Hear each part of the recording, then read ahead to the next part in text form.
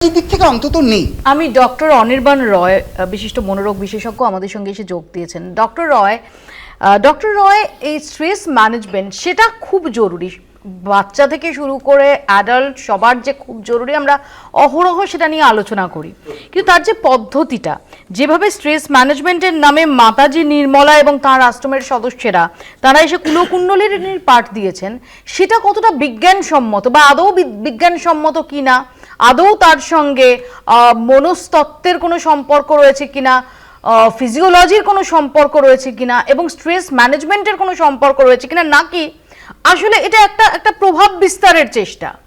আসলে দেখুন, দুটো এখানে তো ডেফিনেটলি আমরা এই ব্যাপারটা তো আমরা সবাই জানি যে this is not something scientific, যেটা আমাদের ওয়েস্টার্ন সায়েন্স যেটা নিয়ে আমরা ডিসকাস করি, যেভাবে আমরা মনস্তত্ত্বটাকে দেখি, যেভাবে আমরা সাইকোলজিটাকে দেখি, তার সঙ্গে তো এগুলোর কোনো লিঙ্কই নেই। এগুলো আমাদের এটা আমরা বলতে পারি যে এটা কোনো সায়েন্স নয়, এটা একটা দর্শন বলা যেতে পারে।